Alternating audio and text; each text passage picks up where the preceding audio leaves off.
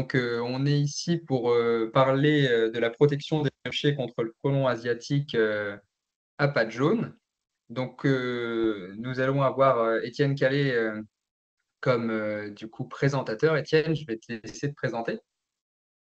Oui, ben, bonsoir à tout le monde. Donc, Étienne Calais, je suis vétérinaire. J'ai exercé 20 ans en Nord-Mayenne, en tant que vétérinaire rural. Et donc, maintenant, je suis avec Jean-Luc, animateur du groupe de travail au niveau national pour le frelon asiatique. Le plan frelon qui avait été élaboré il y a 2 ans a été revu par la Fredon France et puis par GDS France. Donc, on l'a amélioré. On a développer la partie piégeage de printemps et protection des ruchers, parce que maintenant on s'aperçoit vraiment que tout est lié, et donc lutter contre le frelon, c'est pas uniquement faire du piégeage de printemps, c'est beaucoup plus complexe. Donc je tiens à remercier Alexandre là, qui a parfaitement organisé tout cela, et la section apicole du GDS Pays de Loire de l'avoir invité. Je ne sais pas si tu as quelque chose à rajouter, Alexandre. Bah écoute, avant que tu commences la présentation, c'est également pour vous prévenir que effectivement les micros sont coupés, mais ça ne vous empêche pas de poser vos questions dans l'onglet conversation et on reviendra justement sur toutes vos questions à l'issue de la présentation. Donc Étienne, si tu le veux bien, je vais te laisser commencer. Eh bien, merci. Donc, voilà un peu ce qu'on va dire ce soir, les sujets qui vont être abordés. Donc, faut savoir que c'est quand même le stress sur les colonies, c'est pas la quantité de prélèvements d'abeilles qui est importante, c'est le stress sur les colonies qui va provoquer des paralysies plus ou moins fortes des colonies, et donc avec des mortalités sur les colonies. Et auparavant, les pros n'étaient pas trop gênés. Maintenant, ils ont autant de pertes que les non-pros, et donc faut que tout le monde s'en occupe. Et c'est vrai que faire de la protection des ruchers chez des pros, c'est quand même plus compliqué que chez des non-pros. Donc, ce qu'il faut, c'est respecter aussi les priorités du plan. Au niveau national, on s'aperçoit qu'il y a quand même une grande hétérogénéité, et même dans la région des Pays de Loire, il y a des variations locales, et donc faut savoir s'adapter comme ça. Et au niveau de la France actuellement, c'est le souci, c'est que il y a des régions où il y a 250 nids par département, et on met en place un plan de piégeage de printemps très, très puissant, alors qu'on ne recherche pas assez les nids. Donc, il faut vraiment s'adapter à chaque fois. Le calendrier, ça, c'est vraiment quelque chose d'important, parce que protéger les ruchers, on voit parfois des gens qui mettent des pièges toute l'année, par exemple. Ça ne sert strictement à rien, c'est contre-productif. Et maintenant, comme le frelon est classé espèce exotique envahissante, donc on dépend aussi du MTE, ministère de la Transition écologique, et donc on est surveillé de près, et donc on a intérêt quand même à utiliser les bons pièges sur les bonnes périodes. Et donc ça, c'est pas uniquement parce qu'on est surveillé, mais parce qu'il faut protéger la biodiversité. Donc même si le frelon est en partie responsable de certaines pertes, c'est pas une raison pour faire n'importe quoi. Le piégeage de printemps, vous avez un spécialiste, donc je vais rien vous apprendre de spécial, on passera rapidement là-dessus. Protéger les entrées, c'est quelque chose qui est important, mais insuffisant. Si on ne fait que cela, on risque des échecs. Et quand on veut protéger le rucher, et il faut faire plusieurs choses en même temps. Donc c'est souvent, il y a des gens qui nous disent les harpes ça marche pas, etc. Mais les gens n'ont pas mis de système pour empêcher les frelons de venir près des ruches. Donc il y a tout un ensemble de choses à faire, même sous les ruches, éviter que les frelons n'aillent sous les ruches, parce que là, ils stressent énormément. Et donc, c'est ce que je vais vous décrire ce soir, pour éviter de faire des erreurs. Ensuite, les harpes électriques, c'est vrai qu'elles se développent, et moi, j'utilise depuis 2 ans, et on a des résultats vraiment spectaculaires, parce que quand vous mettez des harpes électriques en place, au bout de 8 jours, on n'a plus de pression de prédation sur vos ruchers. C'est quand même, même avec parfois 5 à 10 frelons devant chaque ruche, vous arrivez comme ça, en rajoutant cela à ce que vous avez déjà fait auparavant, à avoir des résultats qui sont incomparables avec un piégeage dans les ruchers en automne. Donc, le repérage et la destruction des nids, bah, là aussi, hein, détruire les nids auprès des ruchers, c'est quand même essentiel pour essayer de faire baisser cette pression. Donc, ça fait partie aussi de la protection des ruchers. Et donc, à la fin, on verra pour les questions-réponses. Donc, je vous apprendrai rien hein, en vous disant que les abeilles en V sur la planche d'envol, c'est quand même un signe de stress. Là, on a un frelon qui est face aux abeilles. En général, il est plutôt dans l'autre sens. Mais ceci, ça va provoquer hein, des paralysies. Donc, les paralysies, vous voyez en bas, hein, la baisse d'activité avec 2 frelons, on a 20% de baisse d'activité. Avec 5 frelons, c'est 40%. Et avec 10 frelons, c'est 70%. Donc, ce qu'il faut, c'est ne plus voir du tout ce paquet d'abeilles hein, dans lequel l'abeille a dû chercher du nectar vient se poser en vitesse. Hein. Il y a eu une étude à Orsay, là, comme ça, pour mesurer par intelligence artificielle la vitesse des abeilles en présence de frelons, et on s'aperçoit qu'il y a une nette augmentation à la sortie de la ruche et à la rentrée de la ruche hein, sur des abeilles qui sont confrontées au problème du frelon. Donc la pression de prédation, c'est quelque chose qu'il faut vraiment avoir à l'esprit et c'est ce qui nous importe d'essayer de faire disparaître. Et l'image en bas à droite, hein, voir tant de frelons sur une planche d'envol, ça, on ne doit jamais voir cela. Et ça, vous le savez très bien, maintenant, on voit quand le lierre est fini, hein, il n'y a plus du tout de glucides et les abeilles, elles rentrent dans les ruches non pas pour prélever les frelons rentrent dans les ruches non pas pour prélever des abeilles, mais pour aller chercher du miel. Et là, vous avez des colonies entières qui désertent la ruche. Et donc, vous pouvez avoir, moi j'ai eu des cas comme ça, un apiculteur 800 ruches, il y en a 180 qui sont mortes en 15 jours parce que ce sont des ruchers à droite, à gauche, que l'éleveur ne voyait pas, les pros, ils ne les visitent pas aussi souvent que les apiculteurs de loisirs. Et donc, ça peut arriver à tout le monde. Et donc, si vous ne mettez pas de restrictions d'entrée, d'autres systèmes de protection, ben, vous êtes confronté à ça. Et là aussi, je pense que il faut qu'on revoie un petit peu nos conceptions sur la vitesse de multiplication du frelon en automne. Hein, je pense que ça n'est pas linéaire en cours d'année. Hein, il y a certaines périodes, et je pense maintenant les périodes où on voit une forte pression de prédation sur les ruchers, là on a en général hein, 2 à 3 000 individus dans un nid, et je pense que au niveau de la recherche, il faut qu'on essaye de voir, mais je suis sûr qu'on peut doubler à ce moment-là le nombre de naissances dans les nids.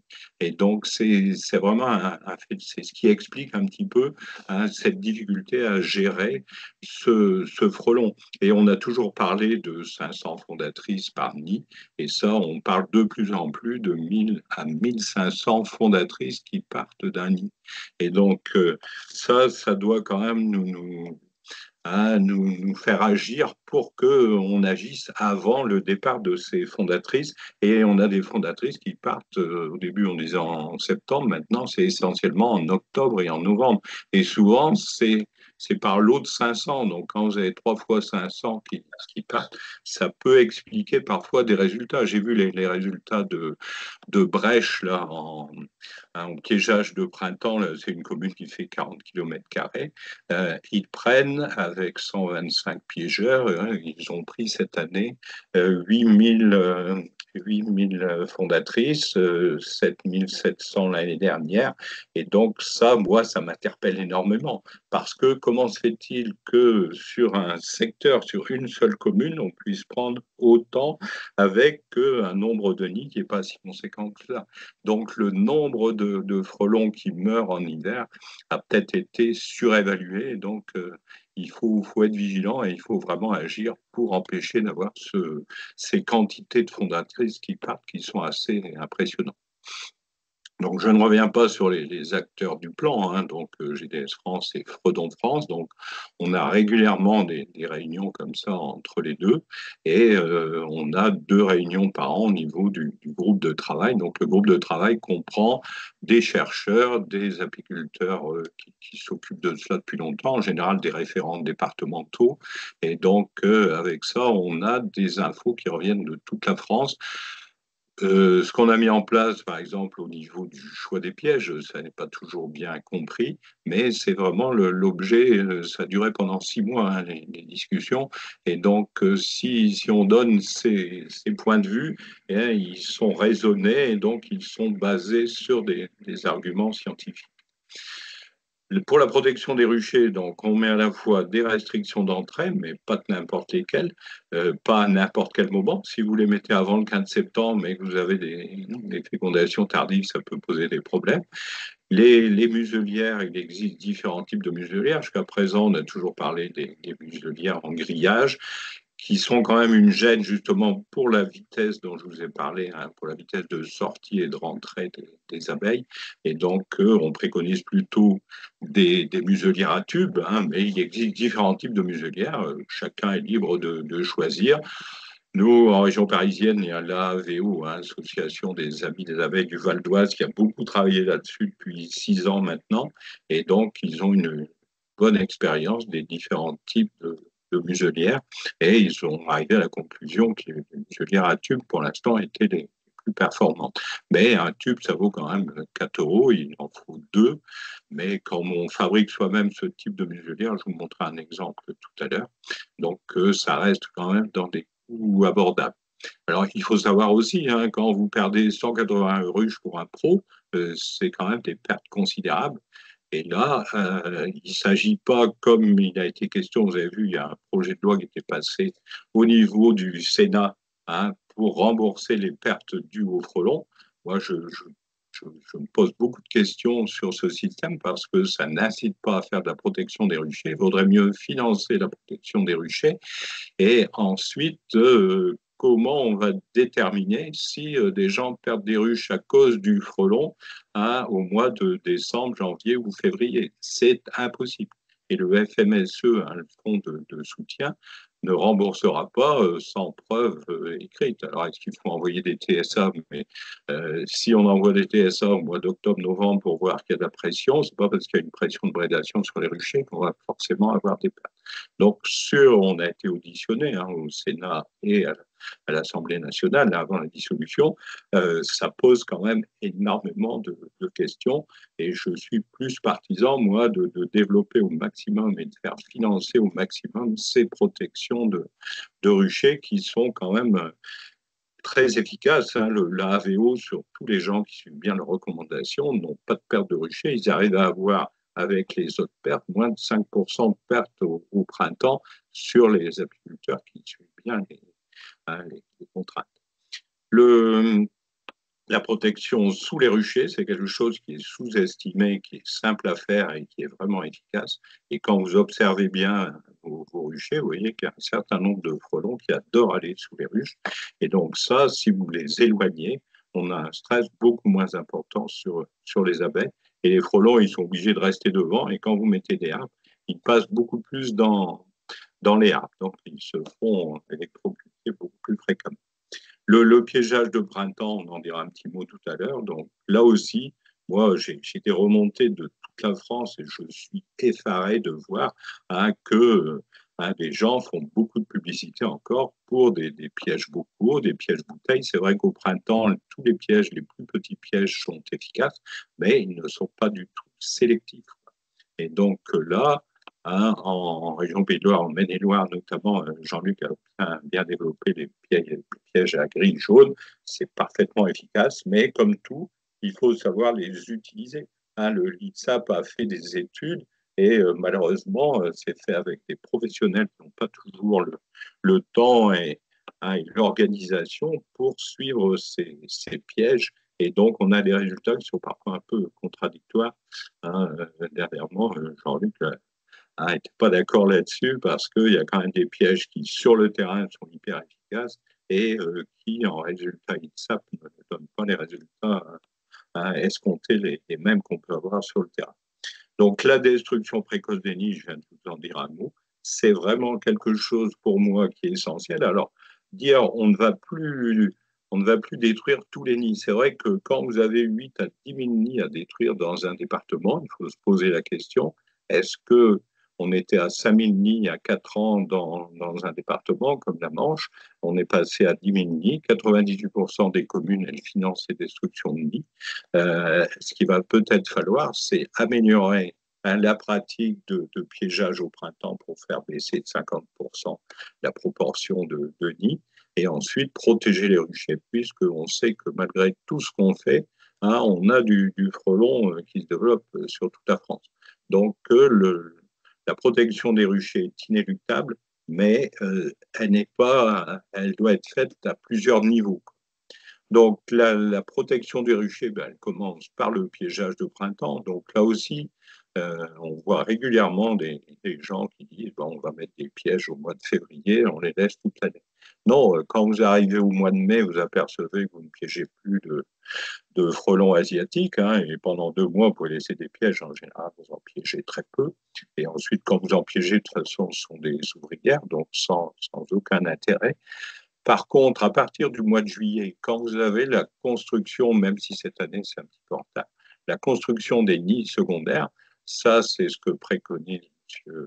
Denis Thierry à l'IDRAI Bordeaux. Si on met les harpes à ce moment-là, on prélève pas mal d'ouvrières qui viennent sur les ruchers à partir de là. Et donc là, on peut espérer diminuer la taille du nid et donc avoir beaucoup moins de fondatrices dans ces nids. On a des tailles de fondatrices aussi qui sont inférieures. Donc, si on pratique ça sur plusieurs années sur une même région, je pense que c'est aussi une aide intéressante de ne pas mettre les harpes trop tard. Par contre, là, comme j'ai dit tout à l'heure, au niveau des restrictions d'entrée, c'est plus à partir du mois de septembre, octobre, et là, donc, à associer avec l'ensemble des mesures de protection du rucher.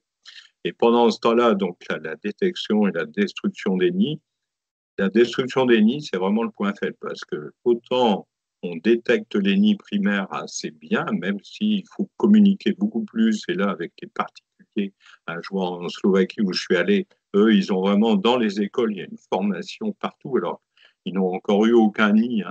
En Slovaquie, il y en a eu dans les deux États voisins, mais ils ont reçu des fondatrices, comme ça, on voit. Mais eux, leur but, c'est vraiment, quand il y a peu de nids comme ça, c'est d'essayer de les trouver tout de suite. En France, quand il y a peu de nids, c'est vraiment la même technique qui doit être mise en place. Et quand il y en a beaucoup, il faut essayer de sélectionner, mais surtout de les détruire très tôt. On a plus de 50% des nids qui sont détruits après le départ des fondatrices. Donc c'est quand même dommage, parce qu'on les voit simplement uniquement à la chute des feuilles. Et donc, plus on va détruire tôt, moins on aura ce souci. Donc, le piégeage, là, je passe rapidement parce que ça fait partie du système de protection, mais c'est quelque chose qui est, je pense, bien connu et géré chez vous. Donc, avec des pièges NAS. Et là aussi, quand on voit à Brèche, par exemple, en Bretagne, les gens n'utilisent que des pièges Veto Pharma. Donc, ITSAP a bien montré que c'était les pièges les plus attractifs, mais les moins sélectifs. Donc, il faut essayer d'adapter ces pièges. Et là, bon, Jean-Luc m'a dit qu'il y a eu des modifications sur la grille jaune. Et c'est vrai que c'est un problème d'observation. Et je vois la AVO a beaucoup travaillé là-dessus. Et parfois, on a d'excellents résultats en modifiant peu de choses. Les mettre sur les plantes, dans les ruchers, on capte peu au printemps de frelons asiatiques. Par contre, sur du camélia ou sur des fleurs attractives comme le Cotonéaster orientalis, etc., là, on a une efficacité bien supérieure. Et quand je vois, moi, les résultats des piégeages par piège, on a quand même beaucoup de pièges qui ne piègent absolument rien. Et vous avez d'autres pièges qui piègent 100, 150 frelons chaque année. Moi, c'est le cas dans mon jardin. Je mets un piège japonais et chaque année, c'est entre 50 et 150 frelons, alors que dans la commune, on détruit 5-6 nids chaque année. Donc, il faut le mettre. Et la difficulté, c'est le nombre de pièges. Combien il faut mettre de pièges? À Brèche, ils mettent 125 piégeurs, je crois. Pour moi, c'est beaucoup trop sur une commune. Donc, avec peu de pièges, mais les bons pièges, les pièges NAS, dans lesquels on ne change pas on ne le vide pas, simplement on rajoute de la part régulièrement. Vous avez l'effet, et ça, l'ITSAP a bien montré qu'eux, ils comptaient tous les 8 jours, ils avaient beaucoup moins de frelons dans leur piège. que quand on laisse pendant 5 semaines sans enlever les frelons vivants ou morts. Et dans ces pièges-là, il n'y a pas de putréfaction et donc on peut garder comme ça une bonne activité. Donc, les trois pièges qui sont recommandés dans le plan, donc je vous les ai mis, là, ça donne quand même une bonne idée. Donc, le piège à grille jaune de type Néopi, type Robida, par exemple. Le piège coréen à elle, ça, c'est le piège bivital. Et le piège japonais, pour moi, le piège japonais, hein, c'est celui qui est le plus attractif. Il n'a qu'un inconvénient, c'est qu'il est à 70 euros et que les deux orifices d'entrée sont mis pour Vespa, comment ça s'appelle, Mandarinia, donc qui est le plus gros frelon hein, qui existe au Japon, et donc qui fait plus d'1 centimètre de diamètre à l'entrée. Mais là, on peut restreindre les entrées légèrement. 8,5 pour moi, c'est nettement suffisant. Et je vous assure que dans ce piège, dès qu'il fait 17-18 degrés, vous avez parfois 10 frelons qui rentrent le même jour. Donc, moi, j'en fais la publicité, mais le piège coréen est parfaitement adapté. Il a été testé par l'INSAP et il est très, très efficace. Le piège à grille jaune, sur le terrain, il a montré toute son efficacité. Donc, le souci, ce sont les prix. Les gens nous disent, ouais, mais un piège Phytopharma, ça ne vaut que 10 euros. Non, comme là, vous mettez 5 à 10 fois moins de pièges hein, pour la même surface. Donc, en termes de coût, il n'y a pas de différence de coût. Ça coûte beaucoup moins cher en appât, hein, parce que là aussi, quand je vois les quantités d'appât qui sont mis dans des pièges où le réservoir est très important, c'est à ne pas négliger non plus. Et ça ne rentre pas assez en ligne de compte. Donc, je passe quand même rapidement là-dessus. Donc, il faut bien positionner les pièges, il faut que les appâts, les effluves puissent bien partir. Et sur les deux pièges en plastique que vous voyez à droite, coréen et japonais, la coupelle renversée comme ça fait que les effluves sortent à ce niveau-là et les frelons, ils vont directement au bon endroit. Même si vous avez des frelons dans les ailes hein, ou en haut dans le piège japonais, ils vont directement à l'entrée, ils ne perdent pas de temps, comme on l'a vu sur le Japrod, hein, où les frelons hésitent à rentrer. Vous voyez, un frelon qui rentre pour 10, et quand vous mettez un piège japonais à côté du Japrod, vous avez vite compris la différence d'efficacité. Euh, voilà, donc l'appât, je ne reviens pas là-dessus, c'est quand même quelque chose que vous connaissez. Donc le plus utilisé, c'est un mélange un tiers, un tiers. Moi, je n'utilise que de la bière panaché et du sirop de fruits rouges, ça marche très bien. La levure de boulangerie a fait ses preuves aussi. Il y a des gens qui utilisent du jus de pomme, hein, les Normands notamment, pour qu'ils écoulent les excédents. Et donc, tout ça, ça fonctionne parfaitement. Renouveler les appâts, c'est vrai que quand vous renouvelez l'appât, vous voyez qu'il y a vraiment une efficacité qui est augmentée à ce moment-là.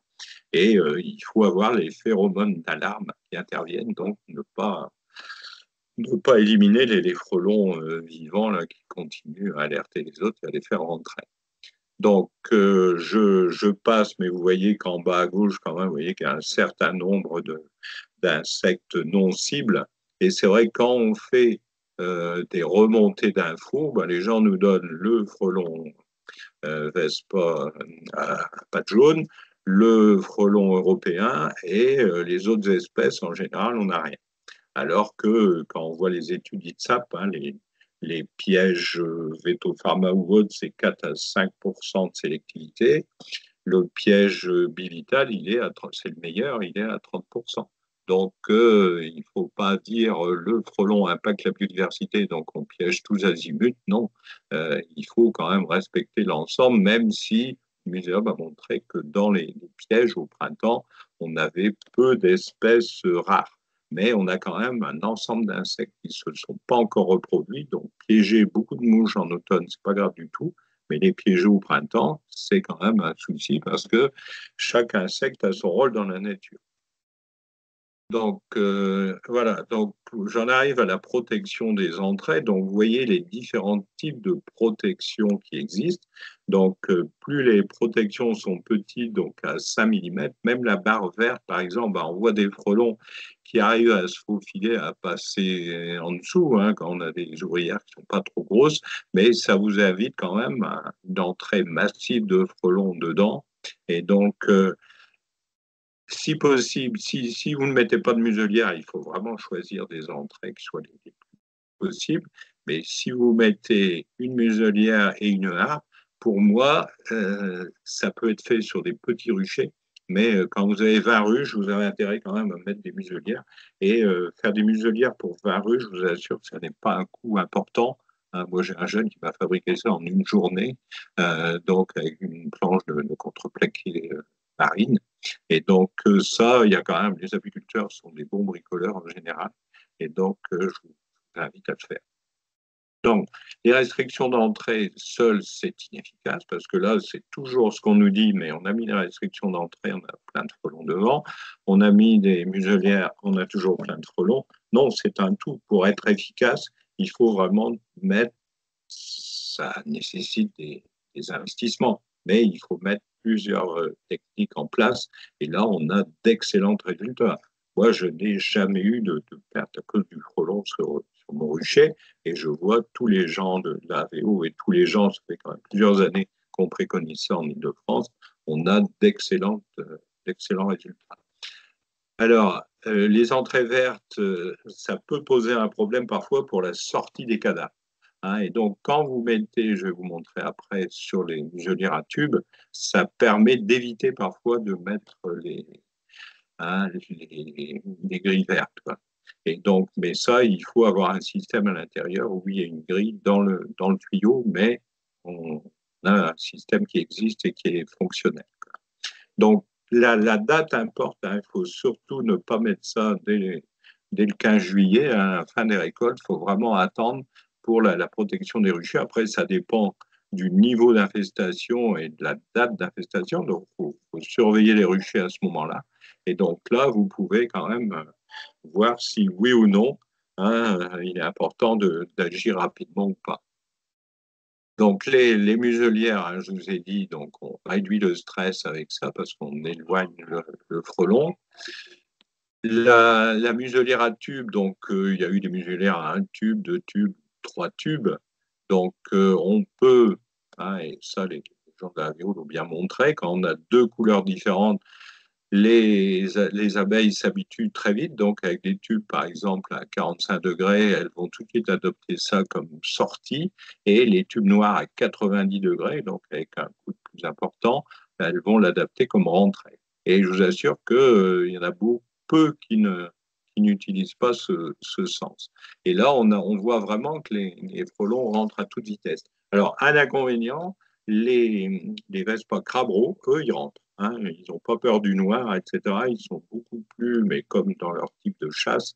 Et donc, le Vespa crabreau, il y a des gens qui mettent des rallonges, hein, pour notamment sur la sortie.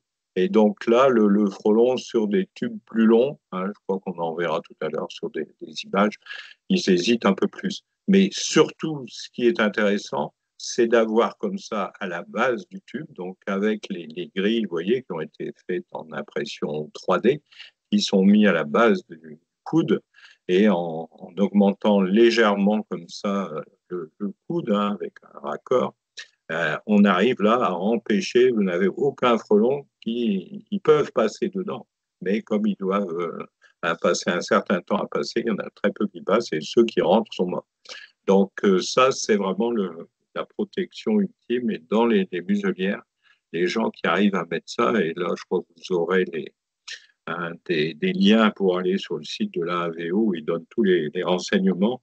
On a d'excellents résultats avec ce système. Et vous voyez sur la photo de gauche en bas, le type de bois qui est utilisé, c'est un bois qui résiste aux intempéries, hein, et donc, avec cette grille qui est mise, on n'a plus besoin de mettre de grille verte à l'intérieur. Et donc là, les abeilles, elles arrivent à sortir les cadavres, et les cadavres restent à l'intérieur. Il y en a même qui mettent une petite tirette avec une protection plastique. Au début, on pouvait vider comme ça régulièrement les cadavres, mais moi, je ne le fais pas. Et avec ce type hein, quand on va enlever les muselières au mois de novembre, en général, bon, on a un peu de cadavres, les vieilles abeilles qui sont restées dedans, mais qui sont desséchées, et ça ne perturbe pas. Le seul inconvénient des muselières et des muselières à tubes, hein, c'est que les gens ne voient plus l'activité des abeilles sur la plante d'envol. Alors ça, c'est un drame pour beaucoup d'apiculteurs, mais on voit l'activité différemment et on peut juger comme ça du travail des abeilles de la même façon. Et en général, en automne, vous faites toujours une visite d'automne et vous voyez à l'intérieur ce qui se passe. Et je vous assure que quand vous avez mis des protections comme ça et des harpes, vous pouvez regarder votre couvain. En général, les couvains sont de belle qualité. Donc ça, c'est un reproche qui m'est tout le temps fait. Et c'est vrai que maintenant, les gens sont habitués à ça. Donc les muselières, donc la position dans le tube est essentielle. Il faut les mettre en bas, hein. Et les prolongateurs, ça permet, je vous ai parlé tout à l'heure de la vitesse, donc ça permet aux abeilles d'accélérer. Mais quand elles passent là-dedans, hein, ça ne sont pas des grilles métalliques, donc elles sont beaucoup moins gênées qu'avec les grilles métalliques. On a moins de blessures sur les abeilles et elles arrivent comme ça avec une bonne vitesse pour rentrer et sortir. Donc l'efficacité vient de là. Donc voilà un slide comme ça avec toutes les mesures, hein, qui sont données par la AVO. Donc vous aurez cela, donc avec des mesures bien précises. On met une vis de chaque côté, hein, qui fait adhérer le système. Il y a des gens qui mettent aussi des vis dedans. Moi, avec une vis de chaque côté, je trouve que c'est nettement suffisant. Donc c'est très vite mis en place et très vite enlevé. Alors, une petite chose à savoir quand même, quand vous mettez ça en place, ça stresse les abeilles pendant 48 heures. Donc, ce qu'il faut faire, c'est que vous mettez ce système en place et vous mettez les tubes que 1 à 2 jours plus tard. C'est-à-dire que au départ, vous pouvez mettre les tubes même à plat, juste à côté des trous. Les abeilles, elles vont repérer cela. Et au bout de 48 heures, vous mettez vos tubes coudés en place. Et là, elles rentrent, elles ressortent normalement, elles reprennent leurs activités normalement. Mais euh, c'est ce stress au départ, il existe bien. Donc, on arrive à diminuer ça, c'est le muséum qui a fait une étude, je crois, avec l'INRA. Donc, on diminue de 40% le phénomène de paralysie de vol et on a 50% d'augmentation de probabilité de survie des colonies. Donc, c'est quand même énorme. Alors, ça, je pense que ça avait été fait avant les harpes. Donc, si vous rajoutez des harpes avec ça, là, vous diminuez le nombre de frelons et je vous assure que vous aurez d'excellents résultats. Donc, sous la protection, sous les ruches. Donc là, à gauche, la AVO, eux, ont carrément construit des systèmes sur lesquels ils posent leurs ruches maintenant, donc avec des tubes soudés, et avec ce système équivalent à une hausse, hein, et en dessous, il y a un grillage très fin et donc qui permet d'éloigner le frelon. Donc avec ça, vous pouvez avoir des frelons qui viennent en dessous, mais ils sont à 15-20 cm de la ruche, et donc ça perturbe très très peu la ruche. Et sur la photo de droite, vous avez des ruches avec deux ruches qui ont 2 muselières chacune et puis un filet en dessous, donc un simple filet pour protéger les cerises au printemps. Donc vous entourez chaque ruche avec ça et vous n'avez plus aucun frelon qui va en dessous. Donc ce sont des systèmes tout simples à mettre en place et donc ça fonctionne parfaitement. Donc ça, vous allez me dire, c'est du luxe. Non, c'est pas du luxe. Les gens qui veulent vraiment avoir, quand on fait quelque chose, autant bien le faire, même s'il faut racheter un filet en plus pour mettre en dessous. Vous n'êtes pas obligé de mettre ce système. Vous pouvez mettre carrément une hausse avec un grillage en dessous ou un filet fin en dessous. Et donc, avec ça, vous arrivez à avoir le même effet. Donc, l'inventivité des apiculteurs n'est plus à démontrer. Donc, là-dessus, je vous fais confiance. Donc, les harpes électriques, donc les harpes électriques, hein, les premiers, je ne me souviens plus du nom des personnes qui ont créé ces harpes électriques. Donc, il y a différentes personnes qui ont repris ça. Ensuite, les Espagnols l'ont repris, les Portugais. Et donc, l'objectif, c'est vraiment de réduire le stress et la pression de prédation sur les ruches. Donc, après, quel est le nombre de harpes qui mettent les études espagnoles qui sont sorties il y a 2, 3 ans avaient montré une harpe pour 2 ruches, mais au coût des harpes, ça faisait quand même cher au kilo. Et donc, maintenant, moi, sur un rucher que j'ai expérimenté, la VO l'a fait sur de nombreux ruchers, on peut aller sur une harpe jusqu'à 10 ruches. Donc, avec ça, vous pouvez, quand vous avez un rucher de 20 ruches, vous mettez deux ou trois harpes, hein, moi, je fais deux harpes. Et donc, avec ça, ça fonctionne quand même parfaitement. Après, ça dépend aussi du niveau de pression. Quand vous êtes dans la Manche où il y a une pression beaucoup plus forte, ou en Aquitaine, parfois, il faudra augmenter un petit peu. Mais si on arrive comme ça, bien disposé, parce que là aussi, il faut mettre la ruche. Vous voyez, là, il y en a une qui est mise perpendiculairement à la ligne de ruche, devant les ruches. Bon, là, les ruches ne sont pas bien alignées, malheureusement. Mais quand vous avez 20 ruches alignées, vous mettez deux harpes, vous mettez entre la deuxième et la troisième harpe à chaque extrémité, vous mettez un grillage devant la ligne de ruche, hein, et devant la harpe, quoi, un mètre devant et un grillage de la poule de un mètre de haut. Donc là, vous créez ce que la VO appelle le couloir de la mort et vous favorisez le passage hein, des frelons dedans. Et donc là, on a, moi, le premier jour où j'ai mis ça, j'ai eu 150 frelons dans la harpe, quoi. Ça a une efficacité quand même remarquable. Et bon, il y a quelques abeilles parfois qui se font prendre, mais c'est quand même peu fréquent par rapport à la prédation et au stress qui est créé sur les abeilles. Et donc, alors il y a plein de petites choses, je ne sais pas si elles vont être notées après, mais on met de l'eau avec un produit savonneux, citronné, pour empêcher les abeilles de venir boire dans le bac, sinon elles se noient. Et donc, mais ça, je crois que je vais en reparler après. Donc, il y a les harpes sèches ou les harpes humides. Donc, les Espagnols ont créé des harpes sèches, donc sans bac avec liquide en dessous, mais on a 30% des frelons qui arrivent à repartir avec ça. Et un frelon qui s'est fait électrocuter une fois, qui repart, si ses ailes ne sont pas très abîmées, il ne reviendra plus au rucher, mais il peut aller sur un autre rucher où il n'y a pas de harpe électrique. Donc, les harpes humides, c'est vraiment ce qui est le plus utilisé et c'est très efficace. On utilise du liquide vaisselle citronné donc comme effet repoussoir, mais peut-être qu'on peut trouver un autre produit qui est le même effet repoussoir, mais dans un grand bac comme ça, on ne va pas aller mettre de la bière, hein, parce que là, il faudrait être producteur. Euh, et on peut ôter les frelons 2 fois par semaine. Alors, pour ôter les frelons, il est tout simple d'utiliser une grille à rennes, hein. Vos frelons, ils flottent, hein, sauf au bout d'un moment, ils vont tomber au fond. Mais si 2 fois par semaine, avec votre grille à rennes, vous enlevez les frelons, ça évite la putréfaction et je vous assure qu'au bout de 15 jours, ça sent mauvais dans les bacs. Et donc, avec ça, ça vous évite de changer l'eau. Moi, je change l'eau une fois toutes les 3 à 4 semaines. Donc, en automne, vous allez changer 2 à 3 fois. Mais par contre, le jour où vous changez l'eau, moi, j'ai toujours une cinquantaine d'abeilles qui se noient, hein, malgré ce qu'on met dedans. Et il y a de l'eau fraîche qui apparaît, donc elles y vont pour essayer de boire. Et malheureusement, il y a quelques abeilles hein, qui se font attraper, quoi. Donc, les harpes, hein, vous voyez, il y a des vidéos qui sont disponibles, hein, donc au niveau de l'AVO, hein, sur le site de l'AVO, vous aurez les liens.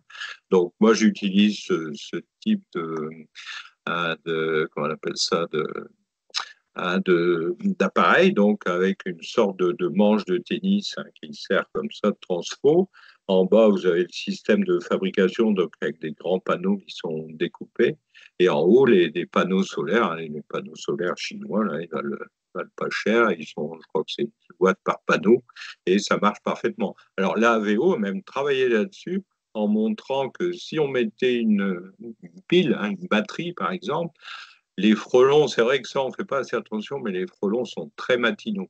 Hein, quand on arrive au rucher, on voit des frelons à 9 heures du matin, mais il y a des frelons qui sont là depuis 6 heures ou 7 heures. Dès qu'il fait jour, les frelons viennent dans les ruchers. Et donc, il y a des expérimentateurs qui ont montré qu'ils augmentaient comme ça de 10 à 20% l'efficacité des harpes en mettant une batterie, donc avec des systèmes, pour avoir le bon horaire, quoi. Donc, pour travailler tôt le matin et après, c'était les panneaux solaires qui prenaient le relais. Donc, ça sont des tas de petites choses, hein, qui ont été expérimentées et qui apportent un plus. Donc, le montage des fils, là, c'est pareil. Il y a vraiment des diapos qui sont, enfin, des tutos qui sont très bien faits là-dessus. Et donc, il y a même le GDSA du 77 a repris les travaux de la AVO et a fait une vidéo qui est vraiment très intéressante. Donc, vous avez les notices de montage, les tutoriels anti-frelons, les plans et consignes de fabrication, des tutoriels pour les panneaux solaires, savoir comment les installer. Moi, je ne connais rien en électronique, je fais faire par un jeune agriculteur, mais quand tout est prêt, et là maintenant les gens en achètent aussi, hein. Chez nous, il y a eu beaucoup d'associations apicoles, de ruchers écoles, de syndicats qui ont créé des journées de fabrication de harpe électrique, hein, en hiver en général, et ça fonctionne très bien. Donc ça, il faut essayer de s'y mettre, et comme à l'avenir sera incontournable, donc soit on achète des harpes, donc pour les acheter en général, c'est euh, des harpes. Il y a des harpes françaises, hein, chez Naturapi, mais elles sont très chères, hein, c'est à 350-400 euros. Maintenant, les harpes espagnoles ou les dernières, les harpes portugaises, je crois qu'on a des harpes, je ne sais plus, j'avais dû noter quelque part, on a 4 harpes pour 360 euros pour les harpes portugaises, quoi. Donc ici, vous voyez, les harpes maintenant qu'on crée, qui au lieu d'être comme les harpes de la AVO, hein, la AVO a travaillé aussi sur le système de harpes qui se plient, parce que le problème des autres harpes, c'est qu'il faut beaucoup de place pour les ranger, alors que ça, c'est repliable, hein, c'est très tôt. C'est fait avec des petits boutons, vous voyez, je ne sais plus à quoi ils servent ces boutons, mais c'est un système qui est très simple et où on a moins d'humidité. Parfois, on a des courts-circuits sur les harpes classiques, et donc il y a des gens qui mettaient de la cire fondue, hein, voilà. On avait vu tout à l'heure avec les systèmes de gaine électrique, hein, pour ajuster l'écartement, hein. L'écartement, c'est 22 à 25 millimètres, hein, pour les ailes des frelons, pour arriver à leur créer un choc électrique. Et donc, ces systèmes sont pas mal, parce que là, on n'a pas du tout ce problème. On a quelques frelons qui sont électrocutés, qui descendent le long du fil, qui restent en bas. Je ne suis pas sûr que ça fasse un contact, mais bon, moi, j'en enlève régulièrement à ce niveau-là. Mais il y en a quand même beaucoup plus dans le bac en dessous, parce que là, je ne sais pas si on va le voir, mais on pose ça sur un bac, et sur le bac, on a mis deux petits bouts de bois, et on pose les tréteaux directement sur le bac. Moi, je mets deux petites vis comme ça, hein, qui permettent de tenir le système, hein, s'il y a du vent, et ça fonctionne parfaitement. C'est un système quand même qui est très efficace. La largeur des harpes, hein, plus elles sont larges, plus c'est efficace. Donc là aussi, c'est à chacun à choisir. Euh, la hauteur des harpes, plus elles sont hautes aussi, plus on a une efficacité. Mais à quelle hauteur faut les mettre dans le rucher, ça dépend de vos ruches, à quelle hauteur elles sont situées. Donc en général, les ruches qui sont sur un parpaing ou deux parpaings, ben, vous mettez le bac éventuellement sur quelque chose. Mais après, il faut faire attention qu'il n'y ait pas de renversement. Moi, j'ai jamais eu de harpes qui ont été abîmées, hein, et, je sais plus, Gilles Dagneau m'avait dit, ah oui, mais les chevreuils viennent se frotter, etc. Non, j'ai jamais eu ça, et la vôtre n'a essayé d'y aller. Par contre, ce qu'on peut avoir parfois, c'est un oiseau qui vient et qui se prend dedans, comme les oiseaux qui viennent se taper dans vos vitres. Alors ça, pour éviter qu'il se noie, hein, la AVO a mis des planches sur les bordures externes, quoi, et donc l'oiseau qui vient taper dans les fils, il retombe et il ne va pas se noyer, il reste sur la planche, et quand il a repris ses esprits, il repart en vie. Donc c'est pas sans effets collatéraux, mais c'est quand même minime, hein. Ça m'est arrivé une fois d'avoir un lézard dans le bac et un oiseau, comme, et en 2 ans, par rapport à tout ce que ça apporte, c'est quand même peu d'effets sur la biodiversité. Donc, si on peut mettre une protection au-dessus, contre la pluie, c'est intéressant. Donc, ça aussi, c'est quelque chose qu'on peut aussi de mettre en place. On privilégie donc ces fameux boutons, hein, que vous voyez sur la harpe de droite. Donc, le couloir grillagé, ça, je l'en ai déjà dit un mot, donc ça, c'est vraiment important. Moi, je l'ai mis l'année où j'avais énormément de pression. Maintenant, j'ai 50% de pression, c'est du crabe roux, là, en automne. Et donc, là, avec le crabe roux, il est très mobile et il passe énormément dans les arbres. Donc, j'avais 50% de crabe roux dans mes arbres. Mais par contre, au printemps, les crabreaux, moi j'arrête de piéger au printemps dès que les crabreaux apparaissent. Donc les crabreaux, ils se développent normalement Et après, par contre, comme il crée quand même énormément de stress sur les ruches, et partout en France, il y a des gens qui nous signalent ça. Donc, c'est vrai qu'on nous dit qu'il ne faut pas attraper le crabeau. Là, les crabreaux, ils sont reproduits à la saison, ils sont en nombre important. Donc, faire diminuer leur nombre, ça n'empêche pas d'en retrouver autant l'année suivante. Un petit truc aussi, placer des plombs à pêche hein, sur les filles, sur les fils. Donc les frelons et notamment les crabreaux, ils prennent ça pour des abeilles et donc ils arrivent à toute vitesse pour essayer de s'y prendre et ils se prennent une bonne décharge de 3000 volts. Donc il y a des systèmes aussi pour tendre des fils avec des ressorts. Donc il y a des ressorts qui sont vendus au mètre, mais aussi on peut prendre ce qui nous sert à tendre les fils de cadre hein, quand on monte nos fils de cadre. Et donc là aussi, ça permet de resserrer. Moi, c'est ce que j'ai fait. J'ai préparé mes harpes là, que je mettrai fin août. Et donc, elles ont été préparées comme ça et les fils sont suffisamment tendus. Donc, il y a des idées à combattre. Hein, vraiment, c'est pas la peine de se protéger avec une muselière anti-frelon. Un grillage va suffire. Non. Il y a des gens, c'est vrai, qui mettent des grillages inclinés devant les ruches. Ça fonctionne. Mais quand vous avez 4-5 frelons devant chaque ruche en permanence, c'est nettement insuffisant. La porte verte, c'est bien suffisant? Non. Les harpes électriques ne marchent pas. Ceux qui disent ça, c'est ceux qui ne les ont pas expérimentées, mais c'est quand même quelque chose qui est très répandu. Je pense que c'est plus le prix hein, qui les fait râler pour cela. Et donc, il faut, il faut vraiment faire attention hein, à essayer de voir ce qui est efficace. Quand vous faites un investissement comme ça, c'est un investissement sur 15 ans. Et donc, même si au départ c'est un peu cher, après vous l'amortissez facilement. Et vos muselières à tubes, c'est pareil, c'est quelque chose qui va durer 20 ans. Et le frelon, dans 20 ans, il sera toujours là. Soyez tranquille. Donc, il faut piéger au maximum en bouteille au printemps. C'est vrai que les gens qui ont inventé des pièges beaucoup, je vois Ornetin, ils ont infesté hein, de publicité cette année. On prend des frelons dans les pièges Ornetin. Par contre, les autres espèces qui sont prises, hein, au printemps comme ça, il fait chaud dans les bocaux. Après, elles sont stériles ou elles meurent rapidement et après être sorties. Donc, on évite d'utiliser ce type de piège, même si c'est efficace. Mais il y a d'autres systèmes quand même qui permettent de mieux préserver la biodiversité. Les abeilles sauront vite comment se défendre comme en Asie. Évidemment, on voit, il y a des gens qui nous envoient des mails en disant ah, moi j'ai des abeilles qui sont très douées, elles se mettent en grappe et elles détruisent le frelon. Le problème, c'est que même en Chine, Apis cerana qui fait ça, c'est nettement insuffisant parce qu'ils détruisent quelques frelons, mais ce sont des quantités faibles par rapport au nombre de frelons. Donc, le temps que nos abeilles Mellifica, elles apprennent, il va se passer encore des dizaines d'années. Donc, pour l'instant, il ne faut pas du tout compter sur ça, même si on voit quand même quelques cas où elles savent le faire. Et il n'y a qu'à développer la géolocalisation des nids. On va en dire un petit mot après. C'est vrai que c'est un système qui est intéressant, mais hein, qui demande du temps et du matériel. Donc, je vais juste vous dire un petit mot sur la triangulation. Hein, la recherche par triangulation, c'est quelque chose qui est utilisé en Belgique, en Allemagne aussi. Je vois la région de Rhône-Alpes l'a développé aussi.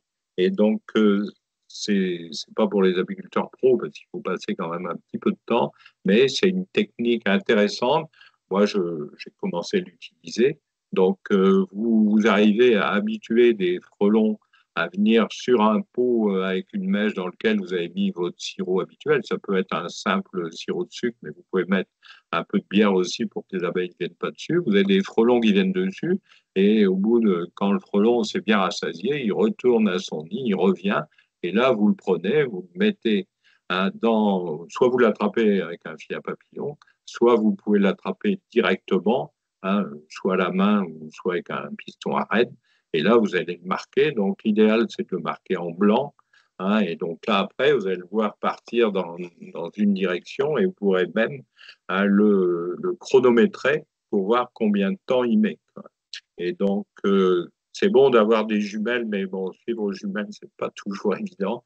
Mais la triangulation, ça vous permet quand même d'avoir une direction. Et après, au bout d'une fois ou deux, vous avancez dans la direction qui a été faite, vous remettez votre piège que vous accrochez sur un arbre, hein, quelque part. Votre frelon, il reviendra. En général, c'est le même qui revient. Donc, c'est pour ça qu'il faut éviter d'en faire plusieurs à la fois.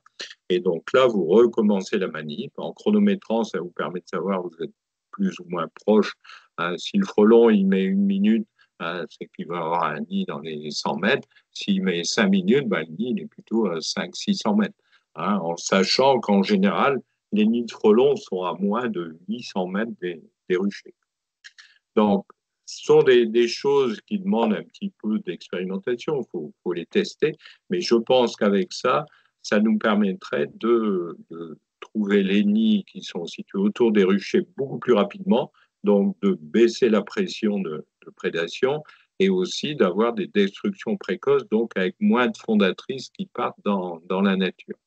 Donc ici, on vous a mis des exemples, hein, ça c'est écrit en flamand, hein, donc on voit un petit peu, vous démarrez en A, après vous allez en B, en C, en D, vous finissez par trouver, hein, le nid de frelon.